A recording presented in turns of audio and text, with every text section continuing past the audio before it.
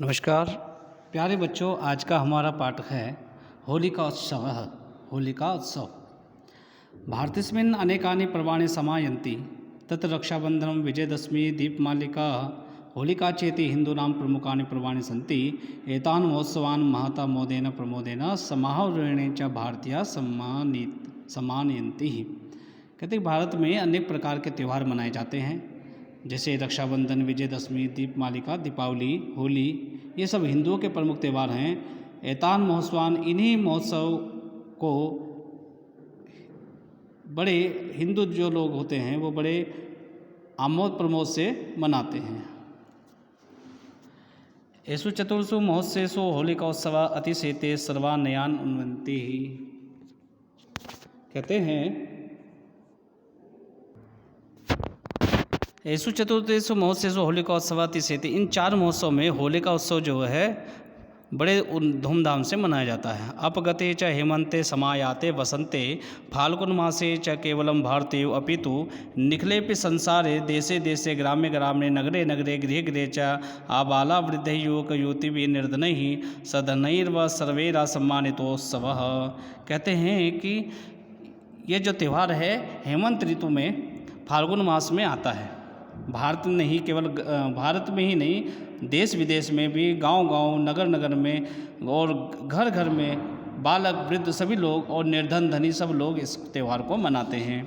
अस्मिन् काले नादिकम वर्तते शीतोष्णम, इस काल में अधिक गर्मी सर्दी नहीं होती है। मानवे उष्ण वस्त्राणि व परिक्तिक्तानि पुराण पत्राणि पादपैः घृतानि च नवलवानि नाना विधि कुसुमयी। और कहते हैं कि लोग सर्दियों के जो वस्त्र हैं उनको त्याग कर नए वस्त्रों का धारण करते हैं और पेड़ों पर नाना विधि कुसुमयी फलश्चैव द्रुमा आव्रियन्ते, पेड़ों पर अनेक प्रकार के फूल फल, सभी प्रकार के आम्रकलिका भी विकसित हो जाती है। पुष्पलतिकासु भृंगाः नृत्यन्ति कोलका ध्वम सरसैः समुद्रैः रविव गायन्ति, और कोयल अपने सुमधुर में गाने लगती है। एवं अनुसूयते पुरा कैलाशीद हिरण्यकश्यपो प्रहलादो नामना सुनो विष्णु भक्ता। ये त्यौहार कब से मनाया जाता है? कहते हैं कि ऐसा कहा जाता है कि हिरण्यकश्यप को एक विष्णु भक्त प्रहलाद हुआ। सहच पित्रा मुहुर्मुहु वायारमानोपि विष्णु भक्तिता विराम। पिता के बार बार समझाने पर उसने भी विष्णु भक्ति नहीं छोड़ी। तथा हिरण्यकश्यपु तस्य वधाय होलिका नाम निज भगनी आयुय कथयामास। उसने अपने लड़के के वध के लिए अपनी होलिका बहन को बुलाया और उसे कहा कि आदाय नामांके तुम प्रज्वालितायाम चितायाम प्रविशः, तुम इसको जलती हुई चिता में लेकर बैठ जाओ। वर प्रभावात् त्वं न दक्षसी, जैसा कि तुम्हें ब्रह्मा जी ने वर दिया हुआ है कि अग्नि तुम्हें नहीं जलाएगी, तो इस बालक को ये अग्नि जला देगी। दक्षति चायम बालकः परम विष्णु भक्ति प्रसादात् तस्य कृताग्नि चंदना पंक शीतलोपि जाता। परंतु विष्णु भक्ति के कारण वो अग्नि जो है चंदन की तरह शीतल हो गई। उस जो प्रहलाद बालक था उसको नहीं जलाया, परंतु भस्मीभूता च होलिका जल गई। तदारभ्य भारते होलिका दहन से कथा परिचिता। तब से ही भारत में होलिका दहन की कथा, जो होलिका